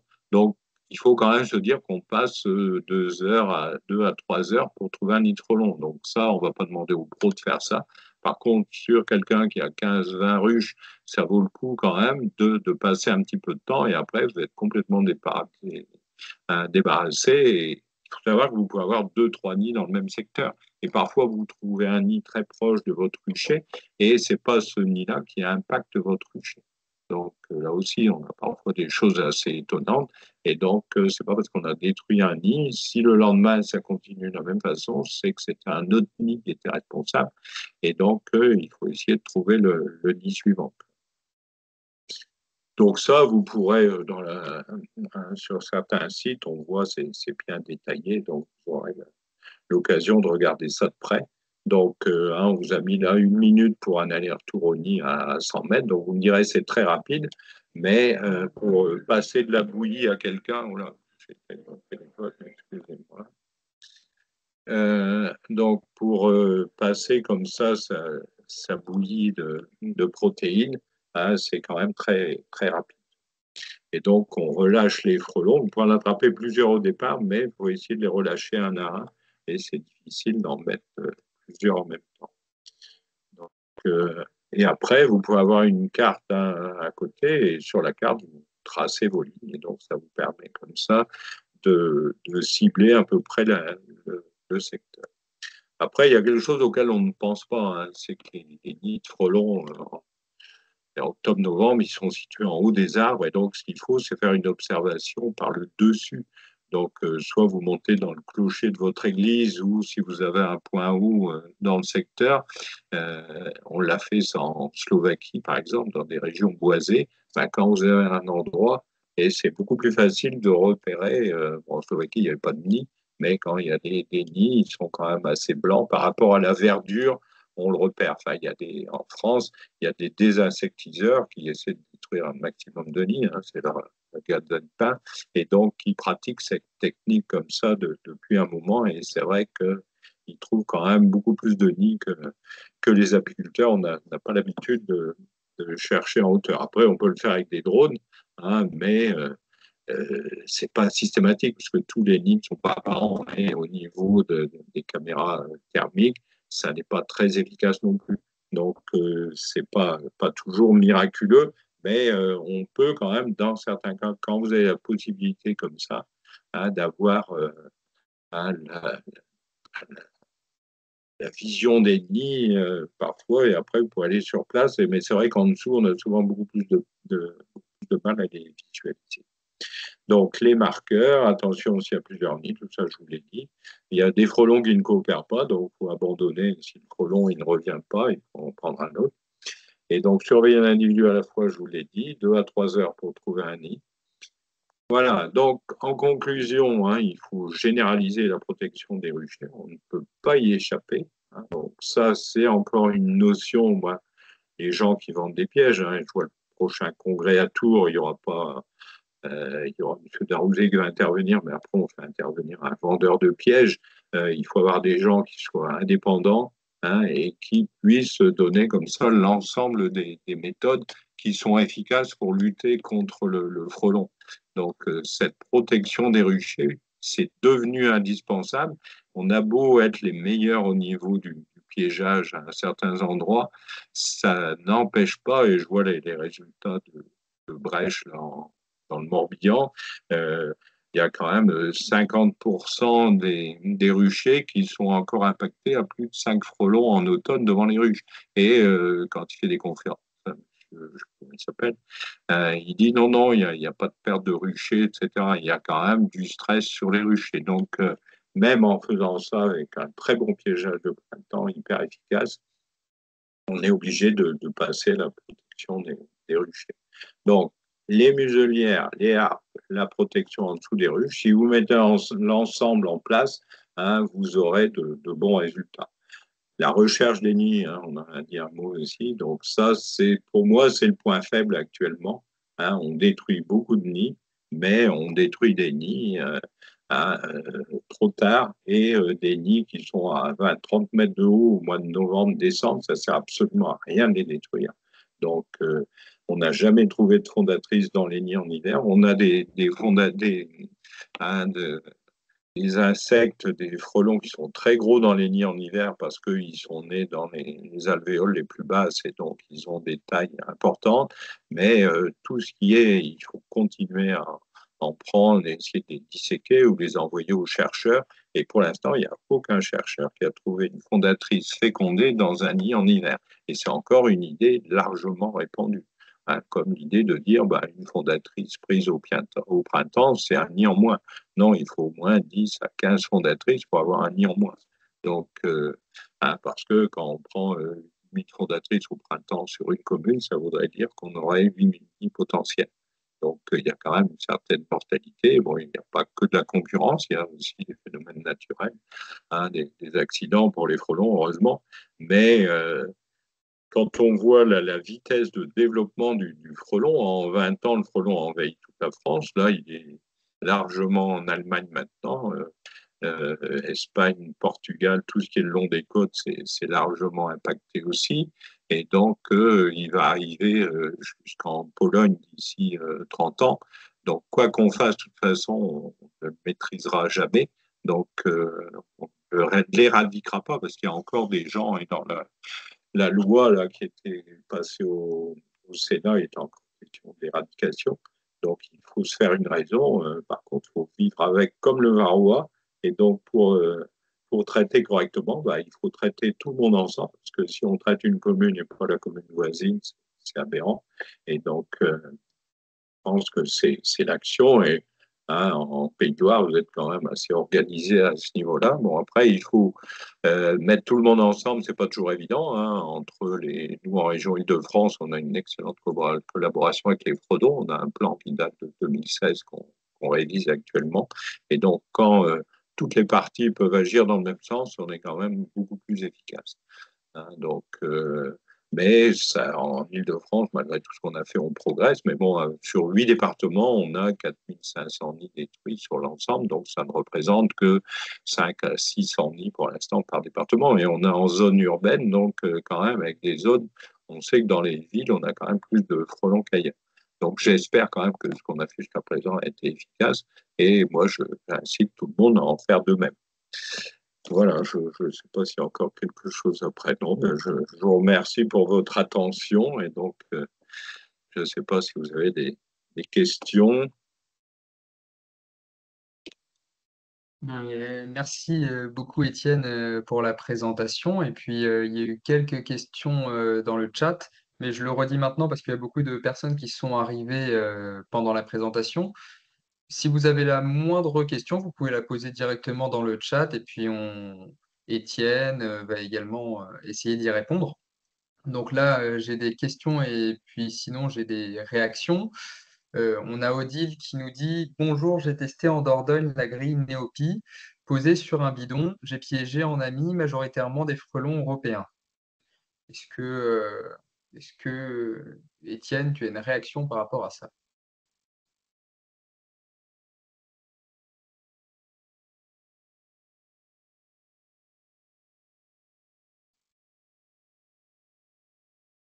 Moi, j'ai une réaction, éventuellement. Vas-y, Jean-Luc, je t'en prie. Oui, parce qu'en fait, disons, oui, vous pouvez prendre éventuellement des frelons européens, effectivement, avec cette grille ancienne. C'est comme tout, la présentation, pour moi, elle était très complète. Bon, effectivement, on se rend compte qu'il y a une évolution permanente donc, dans les méthodes et dans l'amélioration de tout ce qu'on peut utiliser. Et c'est le cas aussi de cette grille Niobe. Elle est en train d'évoluer encore, disons, et elle est encore plus performante. Moi, je trouve toujours dommage qu'on compare toujours, disons, ces pièges sélectifs avec des pièges bouteilles. Bon, effectivement, bon, les pièges bouteilles, c'est vrai, ils vont peut-être piéger, mais ils vont piéger beaucoup plus d'insectes non cibles que de frelons asiatiques. Donc, en fait, et le piège NAS, forcément, il va prendre un peu moins, mais bon, déjà, on améliore en permanence au niveau du volume et tout. Bon, on va pas revenir sur les détails, disons, de la partie piégeage, mais je pense que on pourrait en discuter pendant des heures sur la partie donc piégeage. Mais pour moi, si vous voulez utiliser un piège, c'est, disons, être un piégeur. Être un piégeur de ragondin, être un piégeur de ci, être un piégeur de ça. On ne s'invente pas piégeur, de toute façon. Donc là, le piège, vraiment, il faut bien l'étudier, il faut bien étudier ce qui se passe. Et effectivement, bon, là, il est amélioré, donc on va pas en discuter plus longtemps. Mais la partie piégeage, bon, je pense que de toute façon, actuellement, c'est piégeage, protection muselière, et effectivement, disait Étienne tout à l'heure, plus vite on va détruire le prénil, moins on aura ce problème, disons, d'élevage de futures fondatrices. Donc voilà, c'est un ensemble, hein. Moi, je reviens là-dessus. S'il y a des questions, alors sur l'européen, oui, effectivement, vous pouvez en prendre, mais vous allez prendre des petits. Mais la grignopie, elle est réduite maintenant. On a cerclé les languettes, disons, autour pour empêcher donc les frelons qui font plus de 9 millimètres de rentrée. Voilà. Donc peut-être que vous avez une ancienne grille, donc néopie. Merci beaucoup, Jean-Luc. Jean-Luc, tu peux peut-être te présenter pour ceux qui ne te connaissent pas encore? Alors donc, oui, effectivement, bon, Étienne, il a dit tout à l'heure, on a participé depuis un certain temps, y compris depuis la Slovaquie ensemble, sur le frelon asiatique et entre autres sur le groupe de travail donc au niveau donc GS France, effectivement. On a mis en place avec beaucoup de personnes ce plan national donc tardivement parce qu'on a été freiné beaucoup. Il faut le dire maintenant, ça va un peu mieux, mais on a été beaucoup freiné sur ce plan national. On a été obligé de faire, pour faire court, on a été obligé de faire, disons, une sélection sur des pièges, mais de toute façon, je pense que le groupe de travail va retravailler dessus, disons, en fin de saison pour faire un bilan un petit peu de ce qui s'est passé et peut-être que ben, il y aura certainement des modifications au niveau du plan national. Donc, bon, voilà, je participe à ça. Bon, je suis aussi président de l'ASSAD 49, donc sur le front asiatique depuis 2009, donc dans le Maine-et-Loire. Bon, co-président de la section apicole régionale Pays de la Loire aussi. Voilà. Bon. Et j'ai Merci beaucoup beaucoup. testé des pièges, j'ai testé énormément de pièges depuis 2018, des pièges qu'on a fabriqué nous-mêmes au départ et tout, et on a toujours essayé d'améliorer, et on est toujours en train d'essayer d'améliorer. Il n'y a pas vraiment de piège actuellement sélectif à 100% et efficace à 100% non plus. Voilà. Merci beaucoup, Jean-Luc, pour la présentation et toutes les précisions. On va repasser, du coup, aux questions qui sont en train d'être posées ou aux réactions. On avait du coup, Mohamed qui nous disait: «Bonjour, je suis apiculteur amateur depuis 3 ans. Il me semble, sans pouvoir le prouver, que cette année, il y a moins, voire beaucoup moins de frelons asiatiques en Île-de-France, vallée de la Chevreuse, peut-être à cause des conditions climatiques. Si c'est avéré, on pourrait espérer que la propagation va se calmer encore un peu, 1 ou 2 ans. C'est une interrogation. Est-ce que vous avez des réactions par rapport à ça? Non, pas du tout, hein. Ça, c'est vraiment une erreur de croire ça, parce que je me souviens plus de l'année, je sais pas si c'était en 1900, en 2020. Il y a eu une année comme ça où on avait eu très peu de frelons, et l'année suivante, c'était l'année record partout en France. Donc là, il y a un décalage, très certainement cette année. Il y en a moins. On risque d'en avoir moins, mais il faut toujours être prudent avec le frelon parce qu'il a une capacité de reproduction. Et donc, tardivement, il peut très bien essayer de faire des sessions de rattrapage, hein. Donc, faut se méfier du tout, faut se méfier beaucoup hein, du frelon asiatique. Et c'est pas parce qu'une année on en a moins, on dit bah, on aura moins de fondatrices l'année suivante. Pas du tout. Là, ça a été typique, hein, l'année où il y en avait eu très peu. L'année suivante, on n'en avait jamais eu autant. Donc ça, il y a les conditions climatiques, il y a certainement plus de mortalité, il y a un décalage, il y a des plus petits nids, etc. Mais comme on a des quantités de fondatrices qui sont énormes, et là, Cantarum dit jusqu'à 1500, mais moi je suis persuadé qu'on peut avoir encore plus que ça de fondatrices, quand on voit ce qui se passe à Brèche, où ils piègent depuis 9 ans. Hein, ils ont piégé 4000 fondatrices tous les ans sur une commune, et là, cette année, l'année dernière, ils en piègent 8000. Donc, je pense qu'il y a une adaptation et donc c'est le problème. Et on voit que les départements qui détruisent le plus de nids sont les départements où la progression du nombre de nids est la plus forte. Donc, il faut rester humble vis-à-vis du frelon. Ouais, oui, je rattrape Étienne là-dessus. C'est vrai qu'il faut faire très attention en pensant ça, parce qu'en fait, il ne faut pas baisser la garde. Il faut absolument continuer à piéger, continuer à mener, disons, les actions, parce qu'en fait, justement, on ne sait jamais comment ça va sortir, disons, au printemps. Et en fait, on peut avoir des surprises, effectivement. Nous, on le voit puisqu'on piège aussi depuis longtemps avec des enregistrements aussi. Et c'est vrai que bah, ça pose des problèmes de baisser la garde. Et nous, on maintient, disons, la pression en piégeage, surveiller les donc, destruction prénies et destruction des nids secondaires pendant la période où il y a la reproduction donc, de fondatrices. Merci beaucoup Jean-Luc et Étienne. Ensuite, on a du coup Jacques qui nous faisait une réaction par rapport à la sécurité vis-à-vis des harpes. Il est nécessaire de faire un signalement danger haute tension pour les visiteurs ayant un pacemaker. Donc ça, moi, je ne le savais pas personnellement, mais c'était bon à savoir. Ah oui, oui, c'est une très bonne recommandation parce qu'on a des voltages importants et donc faut vraiment, on peut mettre un panneau quand même sur le rucher, c'est intéressant.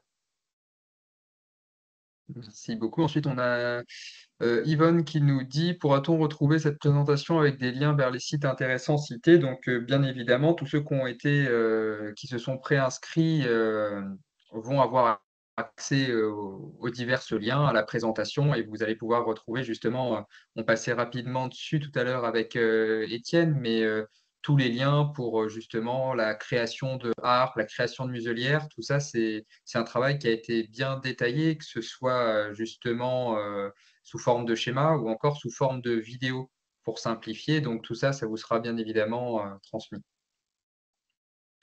Euh, ta, ta, ta. Peut-on utiliser un électrificateur pour bovins pour alimenter la harpe électrique? Est-ce que, Étienne, tu as une Alors info par non, rapport à non, ça? il y a des gens qui ont utilisé, mais là c'est du courant alternatif et donc ça fonctionne pas. Hein, ce sont moi j'en ai aussi cet électrificateur et ça ne fonctionne pas puisqu'il y a beaucoup de frelons qui vont passer à travers sans se faire électrocuter au moment où il n'y aura pas de courant. C'est pour ça que les batteries électriques sont beaucoup plus intéressantes. Didier qui nous dit bravo et merci pour l'élocution. Pourrions-nous pas attraper un frelon et lui transmettre un produit toxique qui pourrait infecter son nid? Donc, je pense que c'est par rapport à ce que tu disais tout à l'heure, Étienne, et le respect de la biodiversité. On ne peut pas se permettre de faire n'importe quoi. Oui, ça, c'est une question qu'on a à chaque fois. Hein. Il y a, dans les Pyrénées-Atlantiques, Iturbourou, là, il y a un monsieur qui est spécialiste de la question. Il y a eu une étude qui a été faite par le Muséum et par l'ITSAP, financée par la DGAL, par le ministère de l'Agriculture, qui, au bout de 3 ans, a été arrêtée parce qu'on ne savait pas où passer les produits. On ne connaît pas l'efficacité. Bon, là, c'était fait avec des inhibiteurs de croissance. Donc, c'était intéressant parce que ce qui allait dans le nid, ça empêchait comme ça le développement des larves, ça empêche la production de chitine. Et donc, c'est quelque chose qui, a priori, est intéressant, mais par contre, qui est une catastrophe écologique. Donc, moi, quand je vois en Espagne des spécialistes qui nous disent, mais nous, on l'utilise, etc., personne, il n'y a aucune étude qui a montré l'efficacité de ce système. Moi, par contre, je peux vous dire qu'il y a des apiculteurs qui l'ont utilisé en mettant du fipronil, par exemple, sur des rouelles de porc, et ils avaient 10 ruches, ils ont perdu leurs 10 ruches. Hein, parce qu'on se dit non, non, les abeilles, elles vont pas aller sur l'appât, si, elles peuvent y aller. Et donc, hein, le fipronil, on l'a combattu pendant des années, donc n'allons pas le faire. Et les Israéliens, ils préconisent le fipronil sur ce type de cheval de Troie. Donc ça, faut vraiment insister pour dire que s'il y a une étude scientifique, bah, attendons l'étude scientifique. Mais actuellement, il n'y a rien qui prouve l'efficacité. Mais par contre, il y a beaucoup de choses qui prouvent que les produits, on les retrouve dans la nature partout. Et à ce propos-là, sur les produits toxiques, on recommande aussi aux destructeurs, donc les désinsectiseurs, d'utiliser des pyrètres naturels qui, eux, vont être détruits par les UV en une dizaine d'heures et donc ils sont beaucoup moins toxiques que les permétriques. Hein, j'ai eu dernièrement, les permétrines en plus utilisent un produit qui assure une rémanence de 6 mois. Mais ce produit est cancérigène, hein, c'est le butoxypyronil.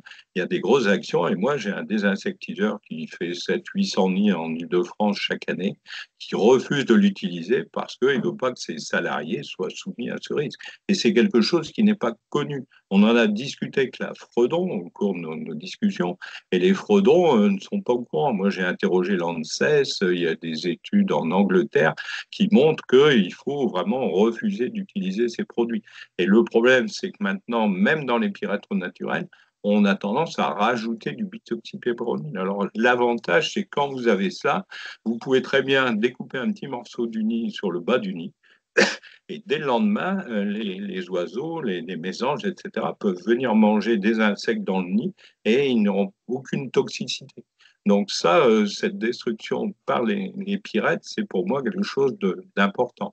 Pour l'instant, on n'a pas d'autorisation d'utiliser du SO2, même s'il y a certaines personnes qui l'utilisent encore. Mais le SO2, il est très délicat à manier. Hein, quand vous avez comme ça du SO2 qui s'échappe, vous intoxiquez des gens. C'est extrêmement dangereux. Donc les gens nous disent non, c'est un produit qui est utilisé par les agriculteurs. Non, il y a des accidents au SO2 comme avec d'autres produits. Merci beaucoup, Étienne, pour la confirmation de tout ça. Une petite réflexion d'Odile, du coup, qui nous disait que sur Carrière-sur-Seine, dans le 78, du coup, avec son association apicole, ils ont réussi à faire détruire 40 nids secondaires sur la commune en 2023 et avec le piégeage de printemps en 2024 avec l'utilisation de NAS sélectives. Donc, de pièges NAS du coup sélectifs, ils ont réussi à avoir près de 300 reines fondatrices piégées. Donc ça, c'est pour la petite anecdote. Ça prouve que quand on s'y met à plusieurs, bah, on est capable de faire avancer les choses. Petite question ensuite à Étienne. Un mot sur le signalement du grand public avec les collectes des données sans aucun retour de l'information auprès de tous les apiculteurs. Donc, je pense que c'est le signalement des nids qui, du coup, n'est pas communiqué aux apiculteurs et du coup, ça pose problème. C'est une réflexion de Jacques, du coup. Oui, oui, ça, c'est ce qu'on a déjà vu dans le premier plan frelon qu'on avait élaboré. On a des gros soucis de communication. Donc, vous avez des régions comme la région Rhône-Alpes, ils ont un système qui coûte très cher où tous les nids sont déclarés, ou dans le Calvados, la Manche, c'est la même chose. Les nids sont déclarés, ça passe par les Fredons, donc il faut payer une personne au niveau de la Fredon. Donc, dans la région Rhône-Alpes, ils ont arrêté de financer cela. Dans les autres départements, ça commence à coûter cher. Donc notre problème, c'est qu'au niveau de l'Europe, on est obligé de faire remonter des informations. Hein, ça, c'est une obligation légale. Et actuellement, en France, on n'a pas assez de remontées d'informations. Donc, faire les remontées d'informations, on a beaucoup de remontées partielles, mais pour avoir des chiffres qui soient intéressants, pardon, il faudrait en avoir beaucoup plus. Et dans un système où chaque nid est déclaré, hein, au départ, là, vous pouvez avoir quelque chose d'efficace. Moi, ce que je remarque, c'est la Slovaquie, par exemple. Eux ont pris ça bien en amont et ils ont un système qui est parfaitement rodé et eux, ils sont à même de répondre à cette obligation. En France, c'est pas demain la veille qu'on va y arriver. Mais si on a des, et là, Jean-Luc l'a réclamé plusieurs fois, si on a des, qu'on appelle ça, hein, des bases de données qui permettent d'intégrer à la fois les piégeages de printemps et de mettre en face les destructions de nids, ça nous permet de voir l'efficacité du système et surtout de remonter comme ça les infos au niveau national. Mais là, pour l'instant, moi, on m'a encore demandé il y a 2, 3 jours hein, le point vétérinaire, une revue vétérinaire, pour pouvoir publier, mais on n'a pas de chiffres suffisamment conséquents pour arriver à tirer des conclusions. Merci Étienne. Et puis en plus de ça, c'est vrai que c'est compliqué, toutes ces données qui sont collectées, de les transmettre à l'instant T, alors que ça pourrait effectivement intéresser les apiculteurs qui sont dans le coin, notamment les professionnels.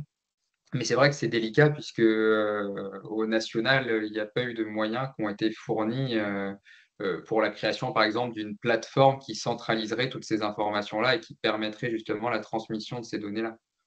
Oui, non, mais à l'instant T, de toute façon, c'est une illusion et pour moi, ça n'a aucun intérêt, puisqu'on sait que maintenant le frelon est partout et c'est pas parce que vous en avez 5 sur une commune ou 15 sur une commune que ça va changer quoi que ce soit. Donc, ce qu'il faut, les communes, elles peuvent éventuellement le gérer. Hein, je vois chez nous, moi, dans ma commune, c'est un référent qui a été formé par la Fredon, qui est un salarié de la commune, qui récupère toutes les données et qui s'occupe après de la gestion du frelon, de faire venir les entreprises chartées, etc. Donc lui, il a des données. Mais de là à généraliser, et puis il n'a pas que ça à faire, il ne va pas faire des cartes et mettre tout de suite sur le site de la commune les données. Donc ça, vu la quantité de frelons hein, et de nids de frelons qu'il y a en France, je pense que ça n'est pas possible quoi, matériellement. Merci beaucoup, Étienne. Alors ensuite, Sylvain, du coup, qui nous dit: Bonjour, merci pour cette présentation. Le générateur haute tension récupéré sur une raquette anti-moustique supporte-t-il un fonctionnement continu 15 heures par jour, 7 jours sur 7?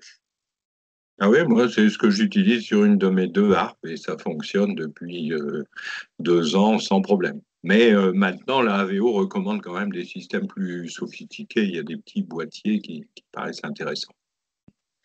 Et là, je suis pas spécialiste hein, de l'électronique.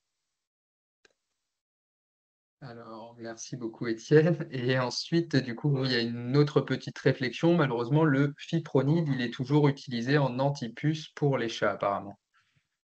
Ah oui, il est utilisé et moi je peux vous dire, hein, j'ai un ami vétérinaire qui a la maladie de Parkinson, sa femme aussi, ils l'ont beaucoup utilisé sur des chats en l'appliquant à main nue et donc c'est un produit qui devrait être interdit à la vente hein, parce que les enfants qui caressent le chat qui a eu son fipronil, c'est une catastrophe, même si le produit il rentre dans la peau et après il ressort à petite dose, mais quand vous le mettez là, il y a des doses conséquentes. Et après, quand un enfant de 2 ans caresse le chat régulièrement, moi, je ne comprends pas que ce type de produit soit toujours en vente. Alors, une autre réflexion, qu'en est-il des tentes anti-frelons? Ah oui, alors j'ai un pro, moi, chez moi, là, en Ile-de-France, un voisin qui utilise les tentes, qui en a l'air très satisfait. Cette année, il va en mettre à chaque ruche. Donc, c'est pas très onéreux, mais bon, quand vous avez 200 ruches, ça représente quand même un certain coût. J'ai plus le prix précis en tête, mais ça doit être un peu moins de 20 euros, je pense.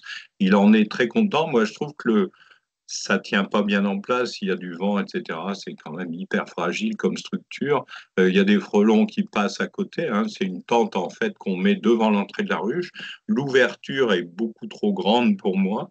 Ça n'empêche pas le frelon, il rentre, il prend une abeille, après il monte en haut de la tente et il se fait piéger tout en haut. Donc c'est un système qui est très bien inventé. Hein. Les apiculteurs sont très inventifs de ce côté-là. Donc, ça demande à être amélioré, je pense, hein, parce que je vois, moi, je vais régulièrement voir sur leur site, et Apicrone, ça s'appelle. Et donc, ce système est un système intéressant, hein, vraiment sélectif pour le frelon, mais qui est loin d'être parfait et qui ne fait pas baisser la pression de prédation sur les ruchers. Merci beaucoup, Étienne. Ensuite, il y a Mohamed qui nous dit, du coup, naïvement: plus j'entends, plus je me dis que c'est le pot de terre contre le pot de fer. L'enjeu me semble dépasser l'apiculture et la responsabilité dépasse les moyens des apiculteurs. quel est le degré de prise de conscience par le politique et les collectivités locales du problème pour mener des actions collectives synchronisées et pérennes? Alors là, je suis pas d'accord du tout, hein. Je pense que c'est dans beaucoup de maladies, ce sont les GDS qui sont responsables, hein, sur les bovins ou les autres. Là, c'est l'apiculture qui est responsable. Donc, il y a eu des projets de loi là qui viennent de passer, mais il faut arrêter de dire que si on avait fait le nécessaire quand il est apparu, on n'aurait pas ce problème-là en France. Quand il est apparu, on ne connaissait pas du tout le niveau de rapidité d'expansion du frelon asiatique et dans aucun pays, quelqu'un était capable de gérer correctement.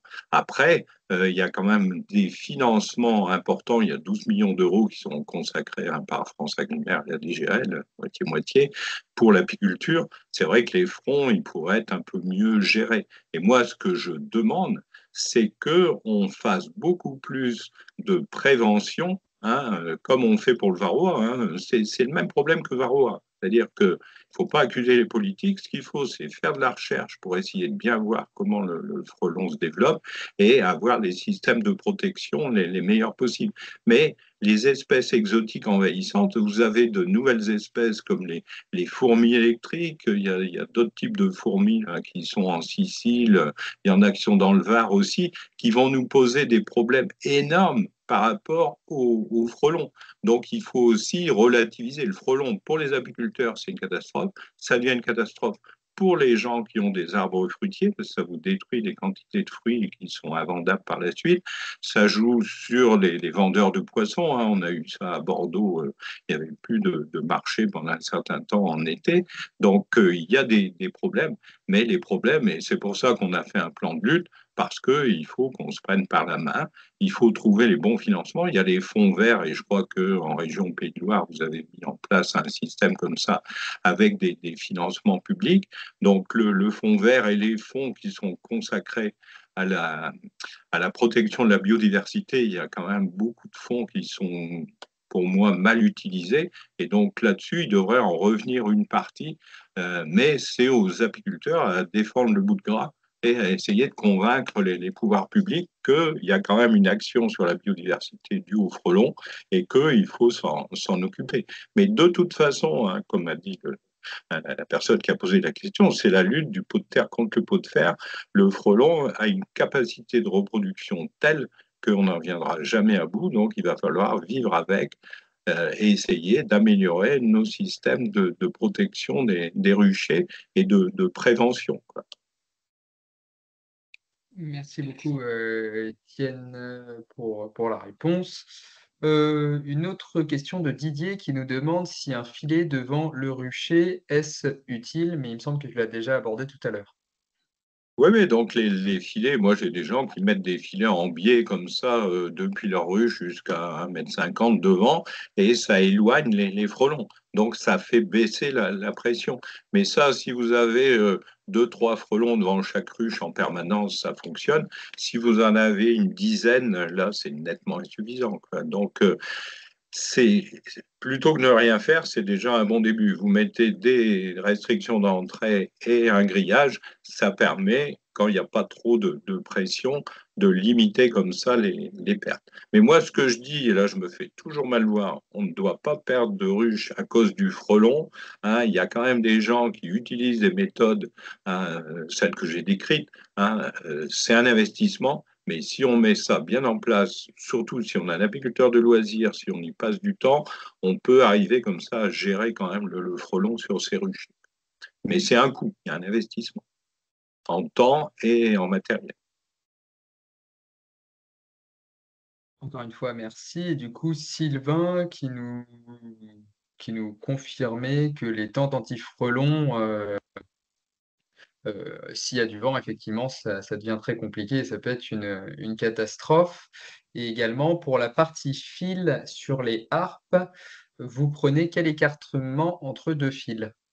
Alors 22 à 24 mm. Eh bien, est-ce qu'il y a encore d'autres questions? On peut rester encore 1 ou 2 minutes si vous avez encore d'autres réactions, d'autres questions. Moi, ce que j'ai beaucoup, c'est les crabreaux, hein. Donc, c'est vrai que ça fait plusieurs années, 3 à 4 ans, où le crabeau augmente, moi, sur mes ruchers, et il est à 50%. Et le crabeau, il envoie promener le frelon à pattes jaunes, et il est quand même hyper stressant, quoi. Il passe très vite, il en est, et il prend 2 fois plus d'abeilles que le Vélutina qui reste en vol stationnaire, un gros pépère tranquille, alors que l'autre, il fait beaucoup plus de bruit, il est beaucoup plus stressant pour les abeilles. Et ça, quand on parle de ça, moi j'en discute avec Quentin Rome, il est horrifié qu'on puisse détruire du crabeau. Mais comme au début, il ne voulait absolument pas de piégeage de printemps, on a fini quand même par le convaincre en disant qu'il y avait quand même une efficacité, même si c'est pas la panacée. Et donc, en prenant des précautions, on arrive quand même à pouvoir lutter et piéger. Les Fredons, c'est pareil, hein. On a perdu 6 mois l'année dernière, comme disait Jean-Luc, parce que les Fredons au niveau national refusaient le piégeage de printemps.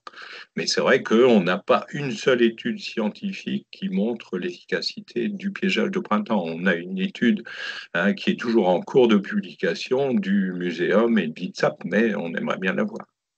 Et surtout, ce qu'elle démontre, c'est qu'il faut piéger au minimum 4 ans pour être efficace. Quand vous piégez 3 ans au lieu de 4, vous perdez 50% d'efficacité. Donc c'est là où il faut rester vraiment humble devant le frelon, mais il faut se dire, on prend le frelon par les antennes, hein, comme le taureau par les cornes, et on va arriver quand même à gérer cela. Avons-nous des informations concernant le frelon orientalis, apparu il y a à peu près 2 ans dans la région de Marseille? Est-ce Oui, que les alors apiculteurs... sur Marseille, moi j'aurais voulu qu'ils fassent un plan de piégeage bien organisé avec les bons pièges, etc. Ça n'a pas été fait. Donc maintenant, il y a eu 3 cas différents sur Marseille, mais il y en a dans les Alpes-Maritimes et dans le Var. Et depuis Rome en Italie, il y en a tous les 100 kilomètres maintenant, Orientalis. Alors Orientalis, c'est un frelon méditerranéen. Il reste vraiment dans sa zone, donc il va aller jusqu'à Narbonne et plus loin, hein, jusqu'à Perpignan.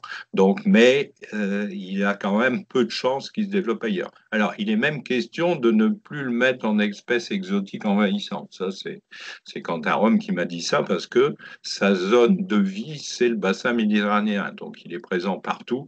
Donc, mais je pense qu'il est quand même dommage que après, maintenant, on sait quand même comment Vespa velutina s'est développé.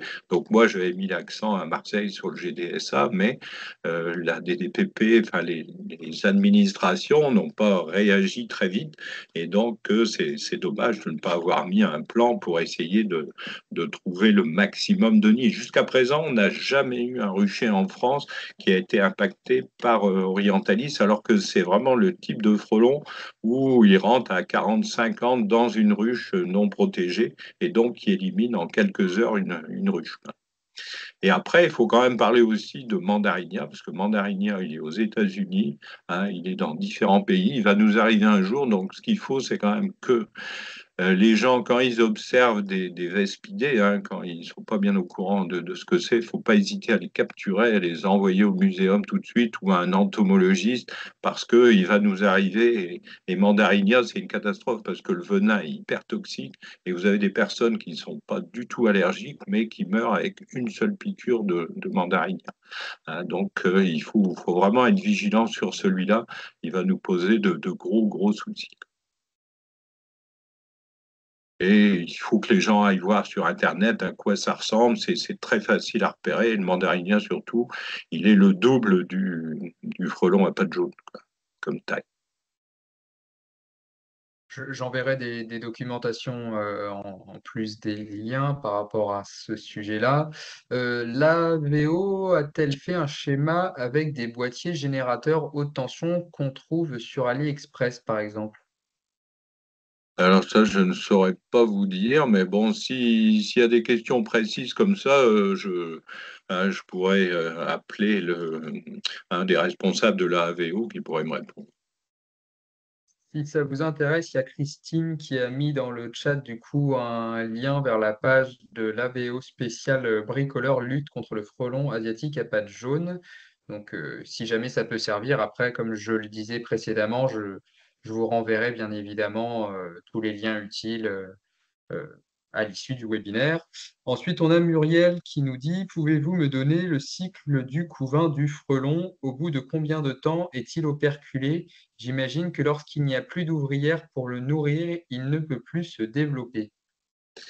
Alors, c'est assez particulier, les Vespidés, et notamment le frelon asiatique, c'est qu'en fonction du climat, la durée du couvain est très, très variable. C'est-à-dire que quand vous avez des périodes de disette, la naissance d'un frelon, ça prend en général, dans le couvain, ça va prendre minimum 35 jours.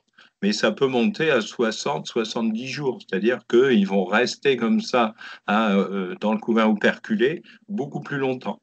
Donc, on n'a pas de choses définies et on voit qu'au printemps, quand on a le nid primaire, les ouvrières, les premières, elles arrivent en général 40 à 45 jours après.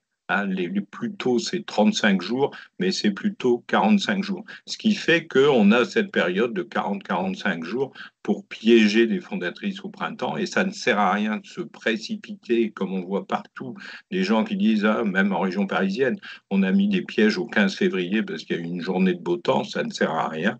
Quand on voit les résultats de piégeage, c'est vraiment à partir de, bon, la douceur angevine à Angers, c'est peut-être un petit peu différent, mais en moyenne, c'est vers le 15 mars, quoi. Et donc, cette année, 15 mars, on ne prenait rien. Moi, j'ai commencé à prendre au 10 avril, quoi.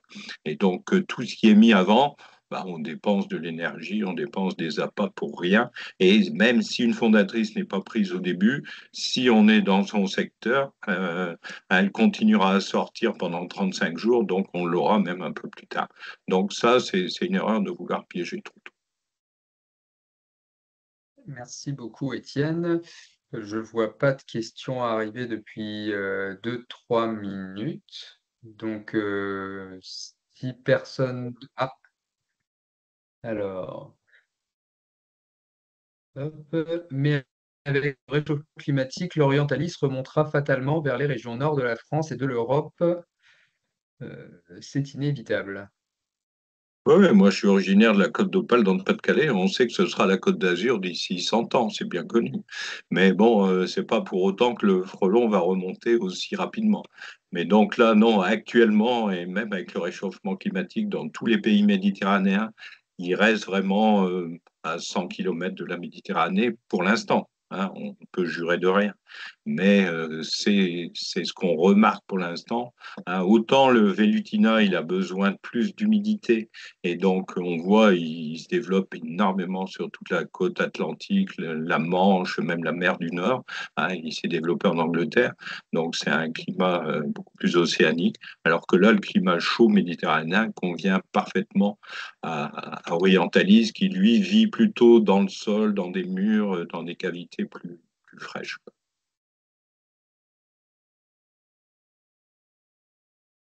Eh bien, s'il n'y a pas davantage de questions, en tout cas, moi, je vais te remercier, Étienne, pour toute cette présentation. Merci d'avoir été présent avec nous ce soir Merci. pour nous présenter ce sujet qui est hyper important pour les apiculteurs. Oui, ouais, bah c'est un sujet d'avenir, comme on dit, parce qu'on n'a pas fini d'en baver avec le frelon, mais on s'aperçoit que maintenant, en apiculture, c'est de plus en plus complexe, et donc, faut s'y attacher. Et moi, je suis passionné par cela, donc avec Jean-Luc, là, on continue à œuvrer pour essayer de protéger au maximum nos apiculteurs. Et merci du coup aussi, Jean-Luc, pour ta participation et tes réactions tout à l'heure lors des questions. Et en tout cas, une fois de plus, un grand merci à tout le monde d'avoir été présent. Et puis, on se voit une prochaine fois pour un prochain webinaire. Et je le redis une dernière fois, tous les liens vous seront transmis, la rediffusion également. Et puis, si vous avez la moindre interrogation, vous pouvez directement m'en faire part par mail et j'y répondrai avec plaisir. Encore une fois, merci. Merci Alexandre, à bientôt.